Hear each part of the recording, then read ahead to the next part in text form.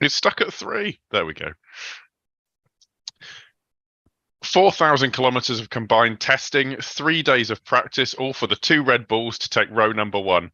Max Verstappen and Red Bull start as they mean to go on with a front row lockout in Bahrain. Welcome to episode 261 of Grid Talk. Today we are here to discuss qualifying for the Bahrain Grand Prix. My name is Owain Medford, and joining me we have F1 historian Alex Booth. Hello. Jawad from the Hit the Apex podcast. Hello. And Grid Talk co-host Tom Downey. Aloha. Just before we get into the show, if you enjoy this podcast, we would love it if you could take 5 to leave us a 5-star rating on Spotify or a 5-star review on Apple Podcasts. And if you're one of the 72% of people who aren't yet subscribed to the channel, please consider helping us out with a like and subscribe. So as I say, Red Bull clearly hit the ground running back again. They've been holding a lot in reserve over pre-season testing and the practice sessions, and they've come out of the blocks firing on all cylinders, and other cliches. And Max Verstappen, takes pole by nearly 1.5 tenths. Tom, it's kind of one of those things you just get out of a team that's on a roll. They've clearly walked into Bahrain and they've just smashed it. Yeah. I mean, they very much sort of continued where they left off at the tail end of last season, but it doesn't paint a sort of accurate picture, or it doesn't so much sort of tell the whole story of qualifying. Because while some people may look at it and go, "Oh God, it's Red Bull 1-2, here we go. Max is 3 tenths ahead of his teammate or whatever he was. Normal service is resumed."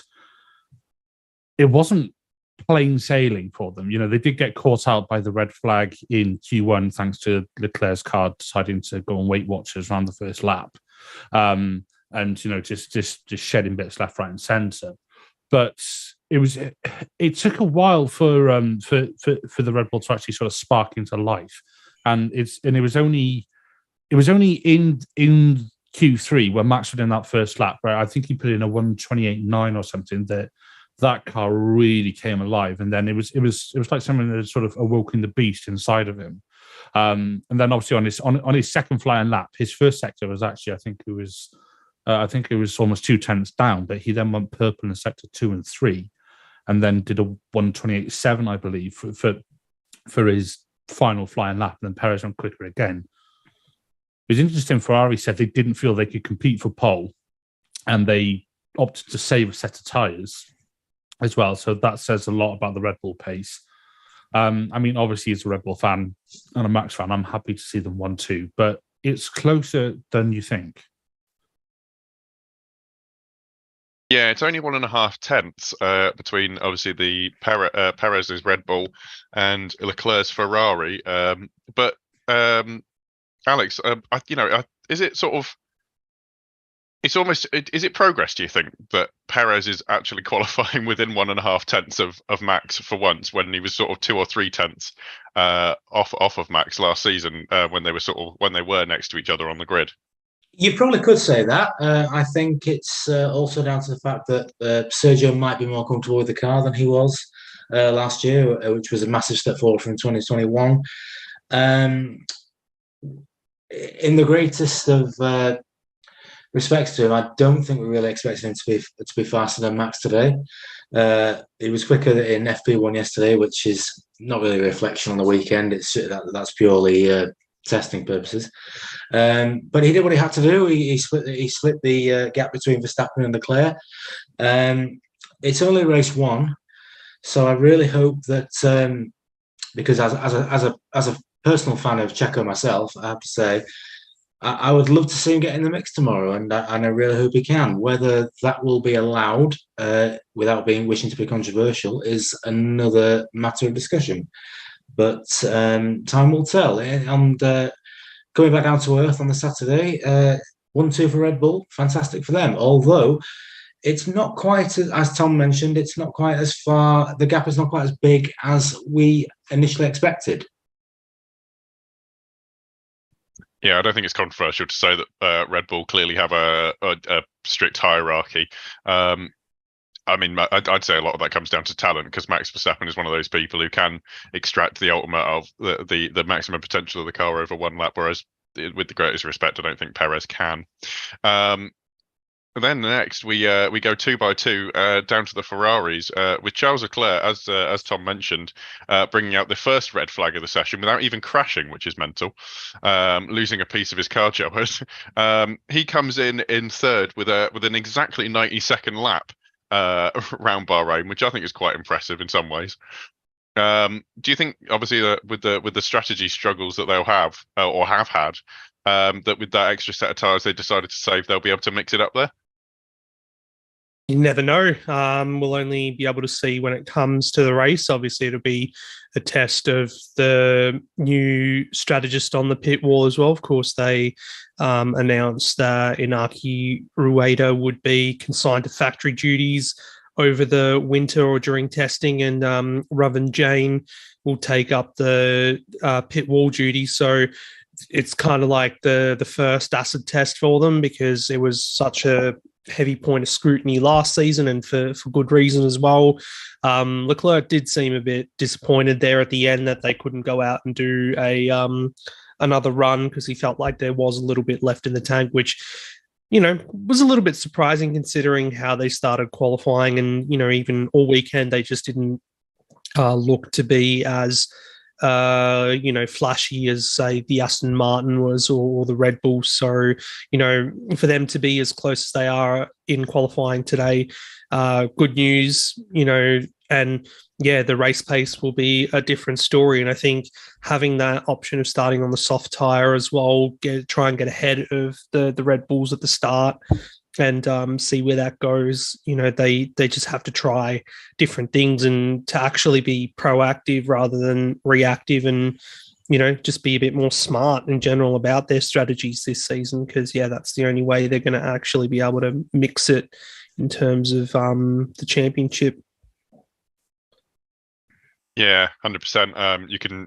You can't win a championship with a slow car, but you can absolutely lose one with a fast car. So sorry, I'm just getting a bit of feedback there. Apologies.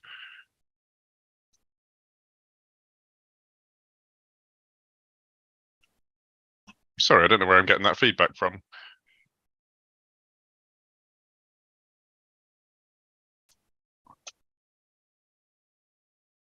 Sorry, I do apologize for the... there we go. Sorry, I do apologise for the audio issues there. We're a little bit race rusty, as it... sorry, that will completely put me off. I'll get back into the swing of things in a second with Carlos Sainz, who comes in, who did do a final run in qualifying. Tom, he lines up obviously directly behind Leclerc. Do you think that sort of that run was worth it? Because I think it's now split the strategies for the Ferrari, or is that sort of a pincer approach that they can utilize? I think Ferrari will definitely be able to sacrifice Sainz to benefit Leclerc, and like you said about Red Bull, every team does have a number one. Whether it's enforced or not, Ferrari have a strict hierarchy, which is, Leclerc is the better driver, and sort of deservedly so. I get why Sainz wanted to go out for another run, especially as he didn't seem to quite get a solid lap together. The Ferrari, he just had a couple of elements of oversteer on, coming through turn 5 and 6, or coming out of turn 4 into the second sector. He had snaps of oversteer. He bottomed out over one of the curbs. Most of his laps were just quite scruffy, and I think for him it was probably as much a sort of thing of like, I want to give it another go because I know I've got more pace in it. Or I know I can hit my lines a bit better, or the car can not drag me over the curb or something like that. It's going to be an interesting approach that he takes tomorrow. Whether he starts on a set of softs and goes aggressive, I don't know. I doubt it. I'd imagine he'll probably start on the mediums, and Leclerc might start on a fresh set of softs to try and get the jump. And then Sainz has got to try and do his best, like Perez or Bottas impression to try and hold off people who are coming around. I think it might all be in vain because in race trim, I think the Red Bulls are going to have to measure the Ferrari and possibly the Aston Martins as well, which is not something I thought I'd say. But yeah, I get why you went out, but I just don't think the Ferrari has the pace that they were hoping, and it might be a bit of a kick in the teeth for them, given where they were this time last year. Obviously when they came flying out the blocks and stormed to pole and a 1-2 in the race, helped by Red Bull powertrains going on strike. But yeah, it was yeah. We'll see what Sainz does tomorrow, but I'm not holding out much hope for him. Yeah, it seems like the more exciting driver from Spain will be, I can't believe I'm saying this, Fernando Alonso, who has seemed to have pulled the move of the century, going from a sort of middling Alpine up to what appears to be a rocket ship in the form of the Aston Martin, Alex. Well, for once, he seems to have got it right, hasn't he? After a decade or so of making the wrong decisions when it comes to team moves. But that was the story that really got our attention, wasn't it, over the weekend, the pace of the Aston Martin. As Fernando Alonso has once said, you don't get any points on a Saturday. It's all about the race. We wait to see how competitive the Aston Martin will be on race day in comparison to the Ferrari. I don't believe that they really have the pace to challenge Red Bull, but a podium with for Fernando Alonso, so I don't think is out of the question. The two Aston Martins are in the top 10 with Stroll in P8 as well. The future's bright, the future's orange for them. Yeah, the race runs, I believe in practice were particularly impressive. I think that's the thing that's put the alarm bells for everyone else who were near them. They thought they thought Lawrence Stroll was sort of on an ego-driven kick, and apparently it's now the recruitment has started to work, and the changes they've made have really sort of put them going forward. By comparison, the Mercedes sort of slightly jubilant, Jawad, but a little off the pace. Russell in 6th, and then we've got Hamilton in 7th. Yeah, a bit of a surprise coming into this year that Mercedes haven't really made the kind of gains that I was expecting over the off-season.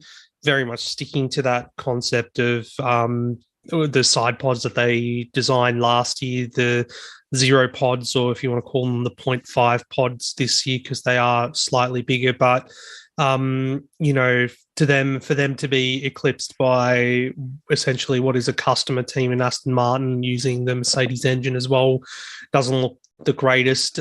George Russell, I guess, getting the most out of what he could with that car in 6th. He was 2nd quickest at the end of Q1 when we had that frantic little group that was covered by, I think, like 4 or 5 tenths or whatever. But definitely not really in any kind of contention this weekend as they stand, Mercedes. And you can see that with the way, Lewis Hamilton certainly has been in talking and whatnot. So, yeah, I'm sure George, who was consistent last year with his top 5 finishes at the start of the year, could see him probably get up there. But, I guess 6th is a reflection of how they stand in terms of qualifying at the moment.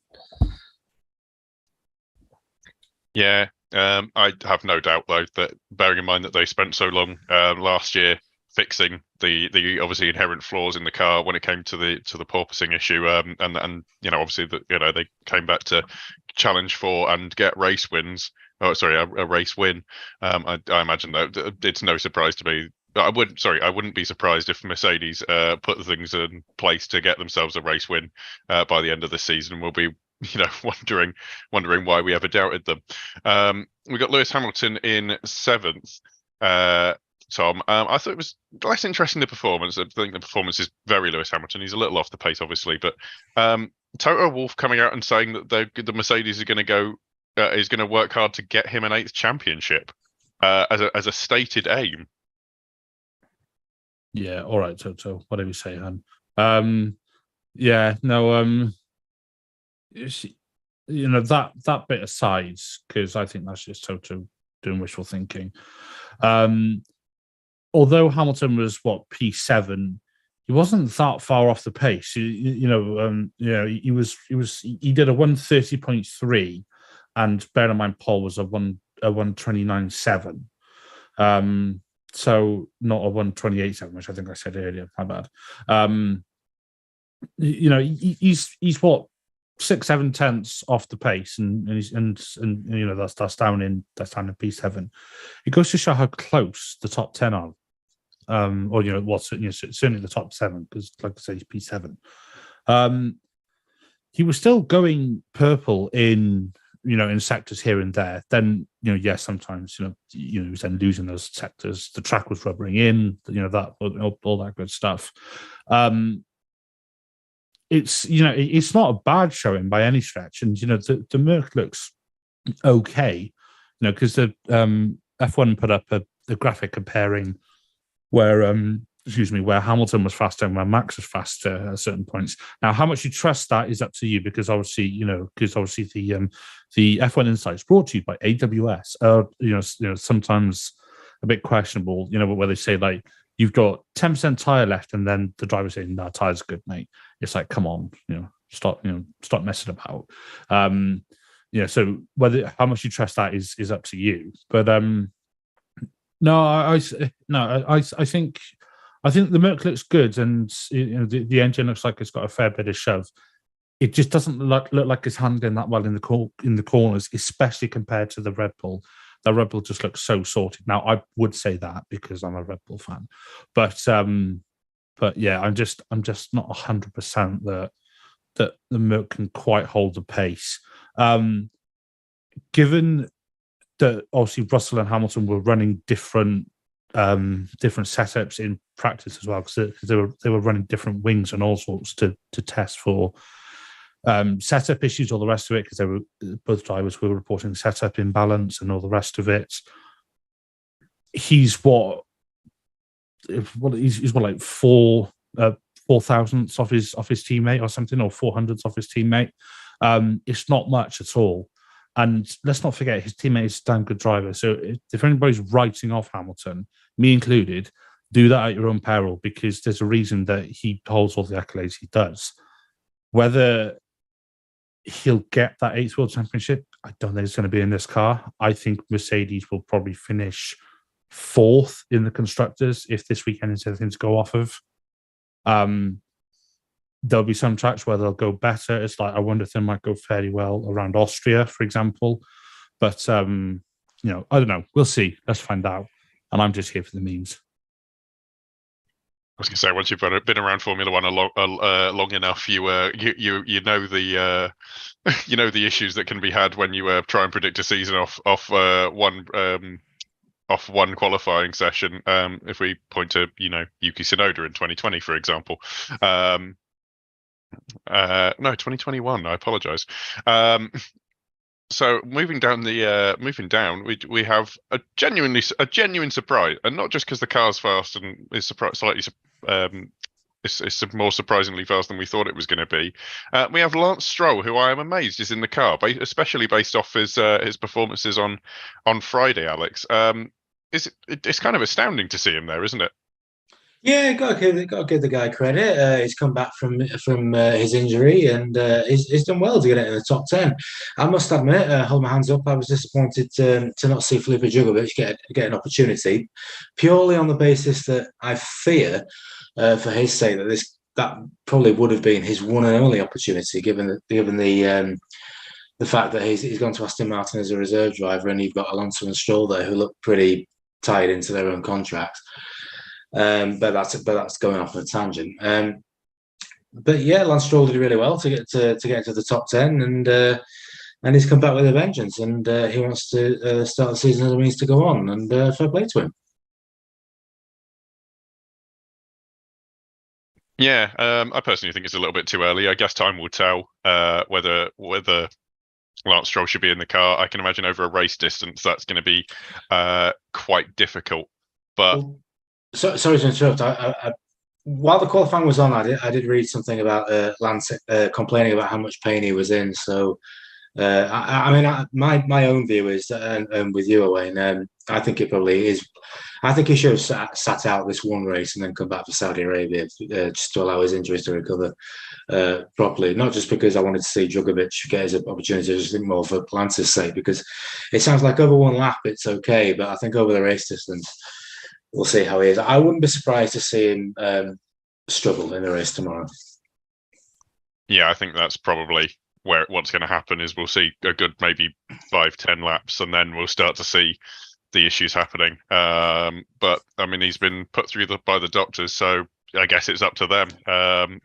He may well have the best physio on planet Earth, in which case, I guess we'll all have egg on our faces at that one. We then have Ocon, who is the highest place of the Alpines, Jawad.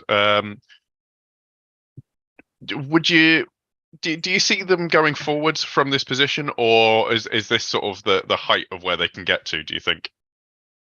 Well, given that they were regarded as the slowest team in testing, having not really set those kind of Hollywood lap times, and not really impressing through the weekend so far, I think, yeah, they'd be pretty much. I don't know if they'd be content, but yeah, shouldn't really expect any more than bottom half of the top 10. And like you say, if Stroll hits trouble tomorrow just on physical limitation alone, then yeah, there's another position for him up there. But first of all, I guess it is great effort from him anyway to be in the top 10 when you consider how his teammate fared through the session. But yeah, for the fourth fastest team last year, it is a bit disappointing to see him. Not as disappointing as other teams that we're going to get to shortly, but for them to, kind of slip behind and kind of be nowhere at the moment, really, it's a bit disappointing. But, Ocon did what he needed to, got the car into Q3. It's a solid platform. See what happens tomorrow. I don't think they'll go too far forward. But if he can stay out of trouble, at least he doesn't have a teammate to crash into in the top 10. So that's something. Yeah. But given that there's sort of no love lost apparently between Gasly and Ocon, yeah, maybe the fact that he's sitting all the way down in 20th, which we'll get onto later, might be a blessing. Just one position behind, rounding out the top 10, we have Nico Hülkenberg, who has, I think, done a kind of amazing job to put his car in 10th place. Didn't set a lap time or a competitive lap time that he in Q3, Tom. But can he get that podium? That's the real question. Can he get that podium from 10th place, assuming everything goes wrong? Oh, do we really have to go over this? I mean, no, but it's an inflammatory statement. So Hülkenberg in that flipping neck podium. God alive. Yeah, no, you can't. No, it's not going to happen. And if he does, I'll shave my head. Which could be a really awkward podcast next week. We'll hold you to that. Yeah, well, especially as I only had my haircut the other day after 3 months. So yeah, I'd rather not. But hey ho. There we are. It's said now. There's my first bet for the season. No, I don't think he'll get a podium because there are too many good cars in front of him. I do think he was a very good Saturday from him, though, especially given where his teammate qualified, and given I was one of Hulk's critics of when he was announced as coming back. I'm eating my words right now because he did an absolutely brilliant job in that Haas. He looked really comfortable. He got it into Q3, got his time deleted, which was unlucky, but.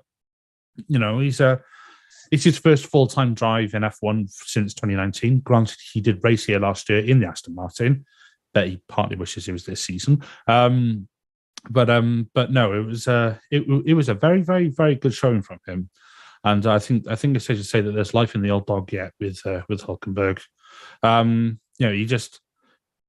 I would say he didn't put a foot wrong. He did because he got a lap time deleted, but they were really, really ferociously hot on track limits today.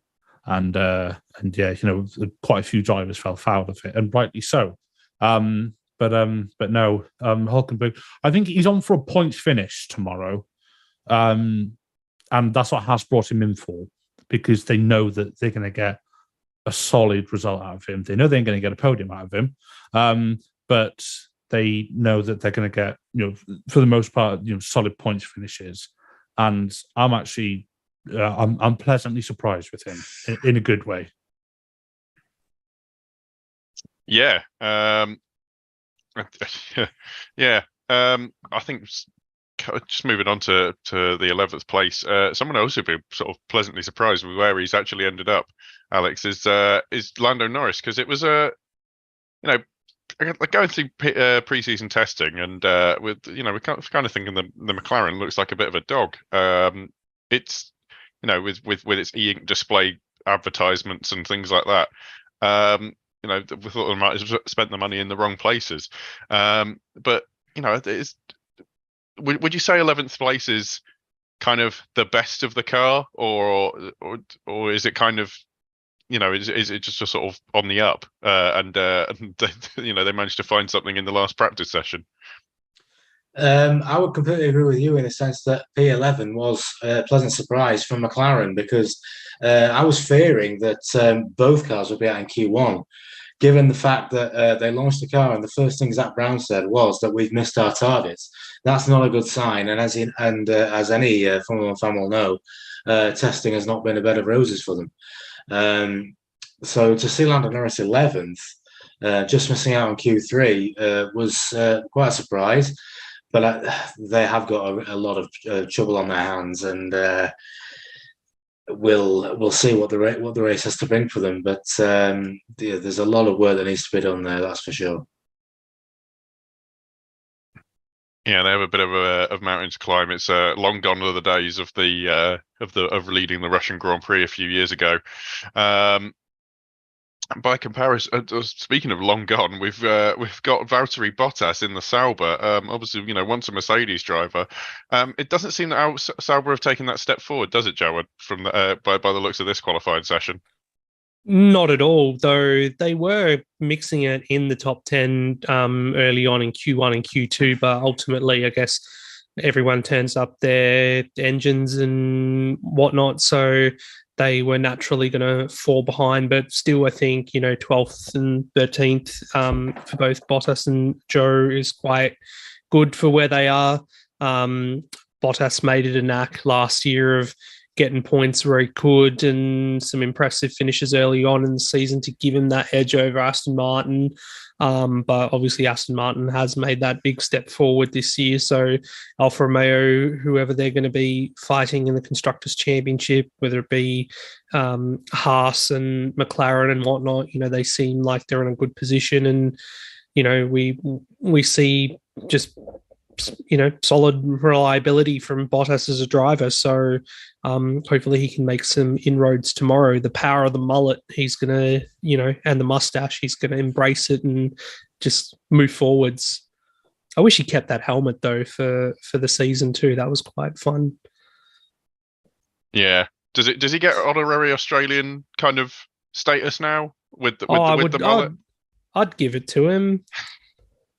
He's only like a few tattoos and whatnot away from being a proper bogan, so why not?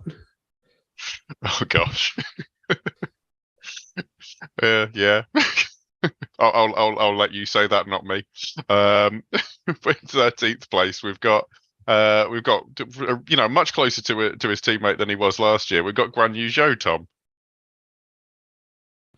Yeah, I've got to be honest, I didn't see anything of the Alfa Sauber Romeo E's, whatever they're called. It's one of them. Year. Yeah, the insert Swiss team name here. Should we call them BMW? Or is that too soon? No, it's too late. Too late. Oh yeah, sorry. Yeah, about 2 decades too late. Yeah, no, I've got to be honest, I didn't see anything of the Alphas. I saw that they were knocking on the door of Q3, but unfortunately Bottas nudged out Zhou, and then then obviously Bottas got nudged out himself. Yeah, I mean, I don't really know what else to say because I didn't see them. They're probably about where they should be in a very, very, very tightly contested field. They could be right in the mix tomorrow. You know, if there's a bit of shenanigans, should we say, in front of them going into turn one, they could just loop around the outside, or they could be involved in said shenanigans. They're in that sort of like almost slightly precarious position where they could get shunted from behind by someone, missing their breaking point. They could miss their breaking points themselves and go steaming into someone in front of them. So, I really don't know which way it's going to go for them.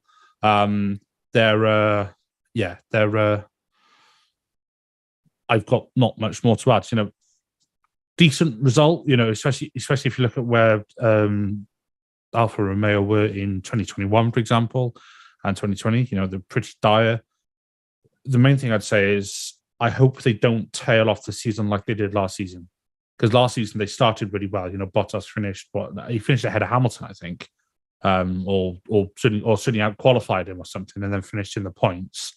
I hope they don't have a strong start and then tail off again. I hope they can sort of maintain some consistency throughout the year. This year. Yeah, it would. It'd be. I'd hate to see them go backwards both here and in the championship at large. Sort of moving from someone that we didn't see a lot of to someone I don't think I actually saw at all, which is a testament to how competitive it was up at the front. But we've got Yuki Tsunoda, Alex. I don't think I saw anything of him. It's probably a good thing, bearing in mind his performances in the last couple of years. It's a weird step back for the Alpha, though, isn't it? The AlphaTauri. Sorry, the AlphaTauri. I should have specified. Yeah. Well, they had a pretty poor season last year, didn't they? Compared to they had the victory in 2020, and they had a pretty strong season in 2021. Last year, they had a poor season. Somebody actually asked me this week, who do you think a driver is under pressure a lot this year? And for me, it's actually Yuki Tsunoda, because it was the arrival of Nick De Vries, who I rated as quite a very talented driver, would have put pressure on him. But first of all, to Tsunoda, he's qualified 14th. He got out of Q1, but I'm disappointed with the pace of the AlphaTauri. I didn't expect them to be as far down as they did, if truth be told. We'll see if that's a yardstick for the season, or if it's just a bad day at the office. But I wouldn't really want to be in the post-qualifying debrief of that team at the moment. I don't think it was the result they were expecting. Yeah, I think it's kind of bad that Tsunoda is the best of that, as we're getting onto it in a little bit later. Alex Albon now in 15th. Jawad, he's also not set a time. I don't remember whether that was a lap time deletion, but it's got to be an improvement for the Williams, bearing in mind that they're 15th and 16th. Yeah, and that car just looks horrible to drive. Just remember seeing Albon going off at the S's with so much understeer, and even Martin Brundle was saying it at the time too. So, so there you go. He damaged his front wing and didn't set a lap, but I feel like he did get a lap time. No, he didn't. It was marginal, we were saying in the chat, I remember now. So, yeah, it just seems like a handful of a car to be driving at the moment, but Albon doing Albon things, gets it out of Q1 and whatnot. So, we'll see that from him all year, I suppose, and it'll just be like last year where, they'll have to pull off some wild strategy, go to the final lap before making a pit stop, for example, to get in the points and whatnot. But, Albon, his ability, his talent, not in question here. It's just the car that's going to be, going beyond its limits to actually deliver both the Williams drivers some results this season. Yeah, and I think it's looking like a good season for them. Bearing in mind that we've, out of the limelight, Logan Sargent, Tom, has done better than both Piastri and Nick De Vries, come in with quite, relatively little fanfare, as the United States most recent driver since, I think, Alexander Rossi, I think, and the first full-time seat since Scott Speed. A lot from a long time ago. We have Logan Sargent in 16th place. I it's kind of astounding that he's actually managed it in the Williams, is it not? Yeah, I was very, very impressed and surprised with Logan Sargent because I didn't think he would do much, if anything, really, this season. I didn't think the Williams would really be anywhere. How I was mistaken. He's bear in mind he set an identical lap time to Lando Norris, down to 0.000. So that's Norris is a man who's 1920. He's entering his fifth season of Formula One, joined in 2019. So he's Norris is someone who's been around the block now a fair bit in F1. And he's got podiums and a pole position, and coulda, woulda, shoulda had a race win as well. Granted, the McLaren is woeful this season, but the Williams has some fantastic, and Logan Sargent he's just come in. He's not made too much of a song. He's not made too much of a sort of hoo-ha or a fanfare, as you said. He's just come in. He's just got in the car. He's just got on with the job, and he's doing his talking on track. And granted, we're one qualifying session into a 22 grid or 22 calendar season, 22 race calendar season, even if I can actually get my words out right. I'm struggling to human today. But yeah, he's really he's showing that he deserves his place in F1. Like I said, it's only one qualifying session, but he's already showing more signs, you could say, than Latifi ever showed in the car. And I know that's not much of a comparison because that's like saying which eye do you want to be poked in. But he's doing well, and I'm really impressed. And he could have easily been. Well, I say he was really on the cusp of Q2, but for his first outing in a Williams, that's impressive. Yeah, he was literally on the cusp of it. Like, he's probably kicking himself, unfortunately, thinking, if I'd straightened the wheel slightly earlier there, got on the power slightly earlier there, or braked that tiny bit later, I'd be in Q2, possibly even higher up the field. But yeah, absolutely amazing start to the season. Now, unfortunately, we have got into the portion of the results, I think, where just because I have to praise F1 and the FIA for these new regulations, the cost cap regulations, the aero testing regulations, because they're the only reason that I can see that the grid is closed up to the point where if we go, think they were holding things back, but Verstappen, the entire field were covered by something like 1.3 seconds in Q1. And unfortunately, these four drivers that we're going to go through now are the victims of that because it's so close. We've got Kevin Magnussen, Alex, who is obviously a seasoned driver. It doesn't look great for him here, but would you say it's sort of a disappointing performance from him, or is it I'm alluding to just because it's so competitive at this point of the field?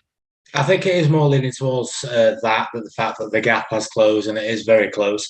Because sadly for Kevin Magnussen, that is probably the candidate for the most disappointing performance of the session, really, because considering where his teammate is and where he was last year after he'd not been in the car for over a year. I don't think when he woke up this morning he was really expected to be down in P17, but as we've touched on a couple of times already, it's only qualifying. It can because the gap in the midfield has closed a lot. The potential for points is there. He just needs to keep out of trouble in the opening laps, and I don't think all is lost for him. It's a bad day, but there's room for improvement for him. Yeah, 100%. We hope that changes, and Kevin's a good racer, so he could easily go forward. Now, I sort of talked about him before. Piastri, obviously in the limelight a lot of last season, and I think you can maybe kind of excuse his performance a little bit just based on the fact that he's had a year out the car. 18th place, Jawad. Bearing in mind that the seat that he would have been in, had things gone the way Alpine wanted them, is is behind him by 2 places. It's not the worst thing in the world, but it's not what we expected, even with the McLaren being so poor, apparently. No, and he just reading some quotes that he had after qualifying, he was quite self-critical of his own performance, saying that it wasn't a great session. Firstly, like his first run was affected by that red flag early on, but then stayed on the same set of tires or something after that. And then the second set, he said he just didn't do a good enough job. He made a mistake into turn 2, and then the rest of the lap was quite scrappy. So, I mean, like it's good that he's identified that, yeah, you know, these are the mistakes he's made and being self-critical and whatnot. But, you know, at the same time, if this becomes a regular thing, then that's when you start asking questions, because you can't have that in Formula One, unfortunately.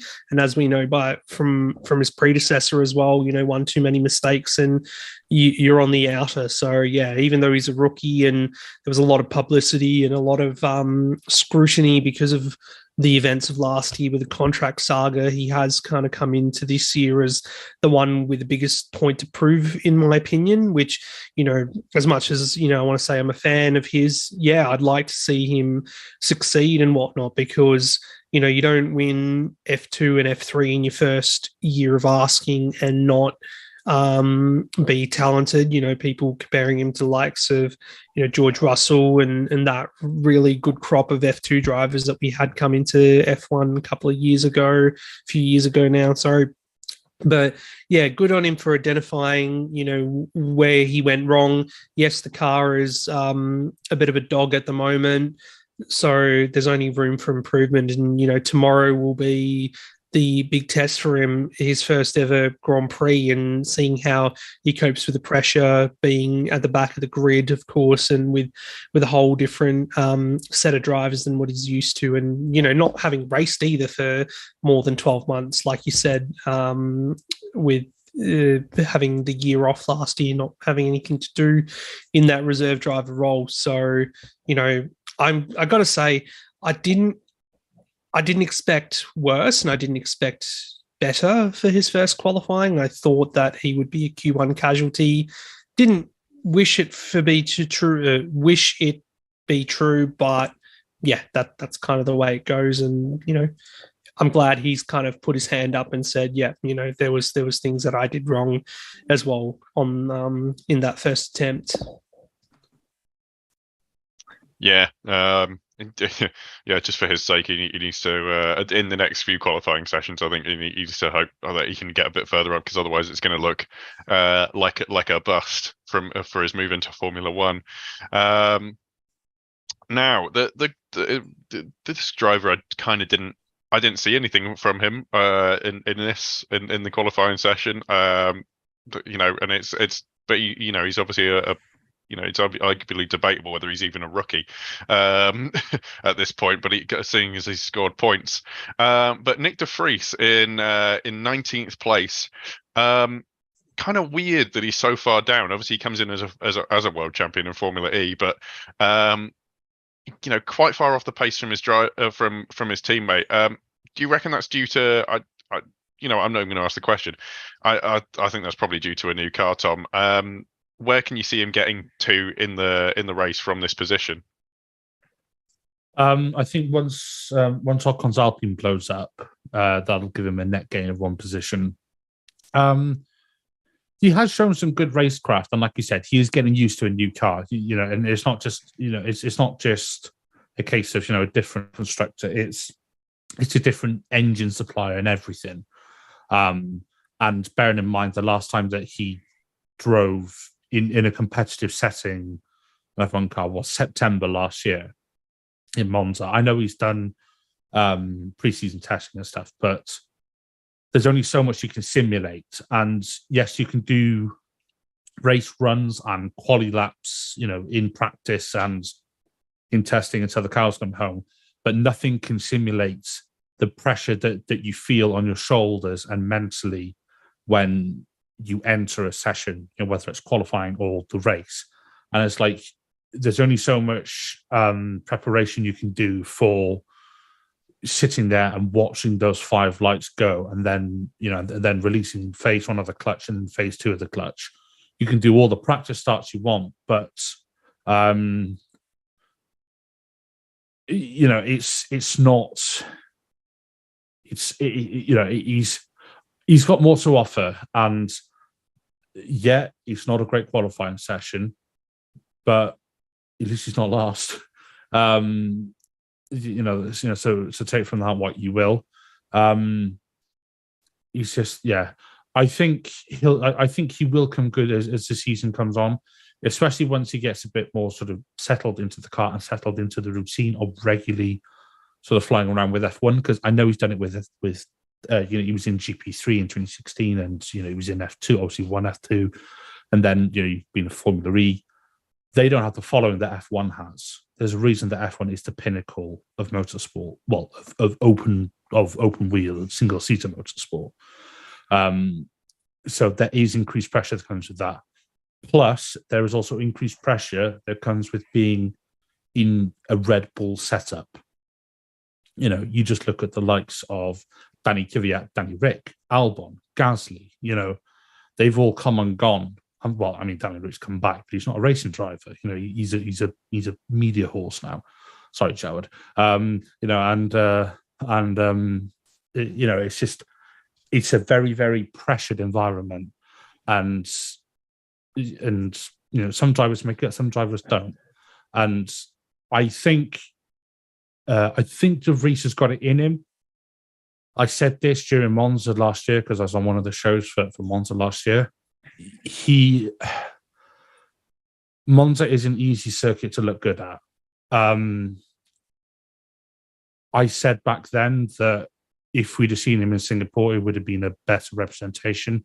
And I think everybody's got a bit mad hyped about De Vries, and I said this at the time, because he got points in a Williams, which was good. Don't get me wrong, but it was just it's just a flat out circuit. I think he might have had a bit of a reality check today, and I hope tomorrow that he can at least work his way up the field. Yeah, we got to hope that he doesn't sort of do a Yuki Tsunoda from when he started and look great in testing, and then sort of have a bit of an issue. But he's sort of he's really starting on the back foot here. Now we come to the sort of ignominy of the last place. We have Pierre Gasly, and it doesn't look like a good start to his career at Alpine in the sort of French Revolution that we've been promised. Alex, now I don't know why I think he's not that far off. He's only 0.6 off De Vries, and obviously, bear in mind, as I've said, the field was so clustered at that point that it was sort of a surprise. But it's not a great start, and it's not a great look really for him to be in 20th place, is it? Well, he had a time deleted, I think that's why he's down in P20. But yeah, regardless, that's not where Alpine wants to be. It's not where Gasly wants to be on his debut with a new team. Considering where Ocon is on the grid, that's because I don't think it's as bad as it's made out. But there is a rivalry in terms amongst the teammates there, and that gives Ocon, first blood. That's a phrase I've used already, but never mind. So yeah, Gasly will want to forget this one and move on quickly, but. It's only qualifying for the first race, as we've already said. Anything can happen in the race tomorrow. I'm pretty sure with the Alpine can last the distance. He won't finish last. He's qualified last, but I don't think he'll certainly finish last if the Alpine makes it that far. So the only way is up. Yeah, I mean you can't lose positions from 20th. So yeah, it's like you say, it's all they can do really. Now we get into the sort of fun part where we start predicting where people, predicting the top three. I will start with you, Jawad. What's your top three? So sorry for the race tomorrow. Yeah, sorry, carry on. Let's go Verstappen for the win, Leclerc second, and Bugger it, Alonso gets on the podium. P3. Very Alonso 2012, that always being on the podium. Yeah. Tom, where do you see it playing out? I think we'll see Max win. I think we'll see Alonso P2 and Leclerc P3. And Alex? Yeah, I can't really see past the Verstappen victory unless it gets taken out in the first corner or the My Seats the Machinery at Red Bull, which I think is pretty unlikely. So I'll go for a Verstappen win. It's pretty boring, but I think Perez will probably be P2, and I'll go Alonso P3. Oh, interesting. Not seeing the Ferraris go forward at all. Mind you, I don't see anything similar. I've seen similar. I'm thinking, you know what? Just for variety, I'm going to go. Well, I've got to go for Verstappen for the win. I think the Red Bull's too strong, and I'm going to go. Alonso P2 and then Sainz P3.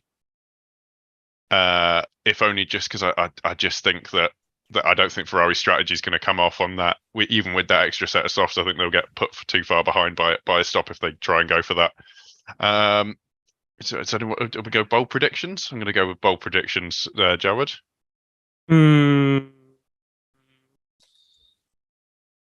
It's not very bold, but it could be bold. Hulkenberg top 5. Oh, interesting. Tom?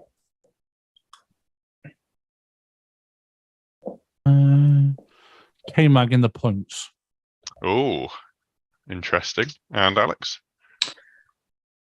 Logan Sargent to get a point in his debut. Oh, I can see that. Right. Bold prediction from me. I'm going to go Mercedes for the win. I don't think they've got the pace for it, but they might do it. They'll strategize their way through it. They'll regain the ability to do good strategies like they used to have. They sort of missed it last year. Right. So thank you all for coming on. So it's only fair that we find out where we can hear more of you. Gerald, I'll start with you. Where can we find you? Yeah, so apart from guesting on this wonderful show with all you wonderful people, I have Hit the Apex podcast, which you can find on all the good podcast platforms. So back for another season of that. I also write for a website called The Raw, so I live blog try to live blog every Formula One race if I'm up for them. But this is my 10th season that I'm doing live blogs for that website for F1. So yeah, that seems like a long time, but I still love it. Getting up at 2:00 in the morning. So yeah, and there's the Twitter page at Hit the Apex Media and a link tree with all various links and whatnot as well. So. Excellent. You can make sure you give that a listen. Alex, are you doing any writing or? No. I get it. I did it for a time, and I was just like, oh, this is hard. No, I'm just happy making appearances on the brilliant podcast that we do, and it's great talking about the sport that we all love amongst my fellow colleagues. When we all share this love of this wonderful sport, and it's great to come and talk about it once in a while. Awesome. Sorry, I really feel like I've put a spotlight on you that you didn't want there. Sorry. No, it's okay. And of course, there is Tom. Yes, so alongside co-hosting this delightful podcast, along people like yourself, I also do a sports come other motor racing series podcast with one of our panelist members, Sophia. So she and I do the Formula Talk podcast where we cover F2, F3, the new F1 Academy, which we just started doing bits on because obviously a lot more information has just come out. And then we're also covering things like FRECA, and we're going to start looking at IndyCar as well. That goes out weekly. We record it in the week.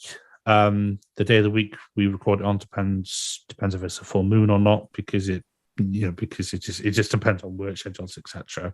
But that's really beginning to take off, and I'm really enjoying doing that with her as well. So yeah, so that can be found on all the F1 Chronicle channels. It's a sister podcast to this one, to Grid Talk. Yes, and if you'd like to listen to more Grid Talk, we'd love it if you would. Grid Talk is available on YouTube, where most of our episodes, including this one, are recorded live, as well as Amazon Fire, Spotify, Google Podcasts, Apple Music, Verbal, and Pocket Cast. Just search Formula One Grid Talk for our back catalogue of shows with previews and reactions to qualifying and race results. Please consider supporting the channel on Patreon so we can get mics, lights, and better recording equipment for our presenters. Also, make sure you subscribe so you're the first to know when each new weekly episode is released. We will be back soon with plenty of more F1 content. Thank you very much for listening, and goodbye.